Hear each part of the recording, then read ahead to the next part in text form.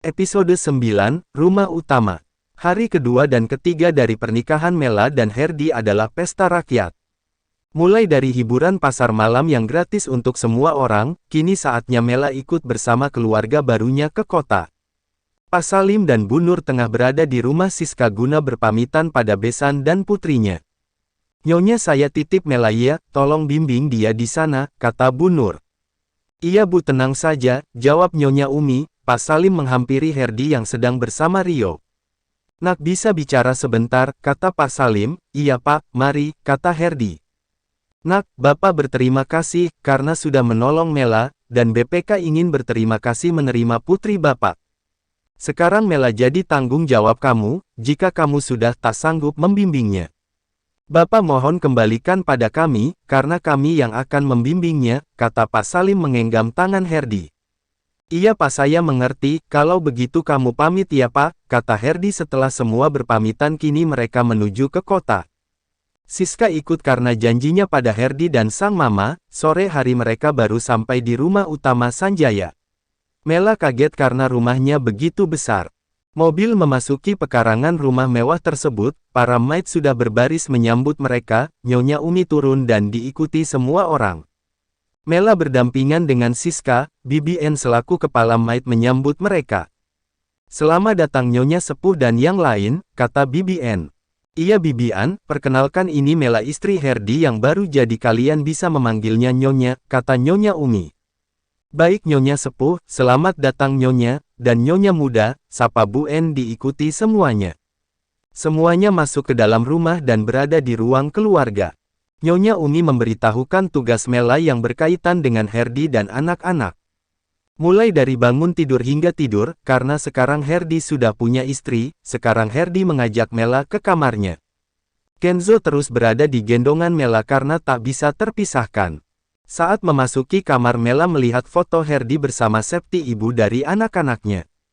Mela hanya tersenyum, meski hatinya terasa teremas melihat foto itu. Herdi menunjukkan walk-in closet. Di sana pakaian Herdi tertata rapi. Dan Herdi menunjukkan bagian Mela. Herdi mengendong Kenzo sedang Mela merapikan baju-bajunya. Mela hanya membawa baju yang menurutnya pantas. "Maaf Tuan, kenapa di sini sudah ada bajunya?" tanya Mela. "In, panggil Tuan, panggil Mas atau apalah, dan itu baju yang ku persiapkan untukmu. Karena aku tak mau kau memperlakukanku dengan penampilanmu itu," kata Herdi datar. Mela hanya bisa bersabar menghadapi dinginnya sikap Herdi. Setelah selesai, Mela mengambil Kenzo dan memandikan bayi gembul itu. Mela merasa dunianya ceria dengan adanya Kenzo, sedang Kenzo mendapatkan kebahagiaan dari ibu barunya. Makan malam, semua berkumpul di meja makan. Mela melayani suami dan kedua anaknya meski sempat menolak Mia dan Rio akhirnya pasrah karena perkataan omanya, sedang BBN melayani Nyonya Umi dan Siska. Semua kembali ke kamar masing-masing karena ingin beristirahat. Di kamar, Kenzo sedang bermain bersama Mela saat Herdi menemuinya. "Mela, ini kartu debit dan kredit untukmu. Kartu debit ini ada uang mahar dan juga uang belanjamu setiap bulan.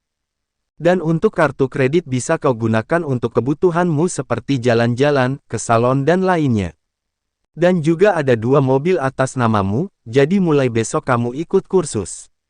Dan aku ingatkan lagi, pernikahan kita hanya demi anak-anak, jadi jangan harapkan cinta dariku," kata Herdi sebelum keluar dari kamar. Mela menghela nafas karena kali pertama Herdi berbicara panjang. Mela mengambil 2 kartu debit dan 1 kartu kredit berwarna gold itu. Malam semakin larut. Mela sudah menidurkan Kenzo di box bayi di kamar Herdi. Kemudian dia mengambil bantal dan selimut untuk tidur di sofa. Pukul 2 dini hari Mela terbangun dan mendapati Kenzo sedang terduduk di box bayinya. Mela menghampirinya dan memeriksa, ternyata pampers Kenzo penuh. Mela melakukan tugasnya sebagai ibu, mengganti pampers dan juga kembali menimang Kenzo untuk tidur. Mela yang merasa haus akhirnya menuju ke dapur untuk mengambil minum. Saat sampah di dapur, Mela melihat Herdi tengah membuka lemari es. "Mas sedang cari apa?" tanya Mela yang mengejutkan Herdi. Aku lapar," kata Herdi. "Mau aku buatkan sesuatu Mas?" tanya Mela sambil mengisi air ke gelasnya. "Boleh, tapi JGN nasi," kata Herdi. Mela pun mengambil roti dan membuatkan roti goreng isi daging, karena Mela lulusan SMK jurusan Tata Boga. Tak lama sudah tersaji roti goreng. Mela memberikan pada Herdi, saat Mela akan pergi ke kamar Herdi menghentikannya. "Kau mau kemana?" tanya Herdi. "Aku mau ke kamar, takut Kenzo bangun," jelas Mela. "Temani aku sebentar." "Kenzo tak akan bangun," kata Herdi mulai memakan roti goreng tersebut. Mela menemani Herdi makan, kemudian Mela kembali ke dapur dan membuatkan wedang jahe untuk Herdi. "Ini Mas, biar tubuh Mas hangat," kata Mela, meletakkan cangkir. Mulai besok kau akan bertanggung jawab untuk Mia dan Rio. Biasanya mereka akan membuat ulah saat di sekolah, jadi kau harus siap jika dipanggil ke sekolah," kata Herdi. "Iya Mas," jawab Mela. "Oh iya, ini HP untukmu, di sana sudah ada kontakku dan yang lain. Dan juga sekretaris Han, jika kau perlu denganku saat aku bekerja kau bisa menghubunginya," kata Herdi. "Iya Mas," jawab Mela. Selesai makan Herdi langsung meninggalkan Mela. Herdi menuju ke kamar dan melihat Kenzo sudah nyenyak tidur. Tak lama Mela juga memasuki kamar. Herdi tidur di ranjang serta Mela yang tidur di sofa dekat dengan box bayi Kenzo.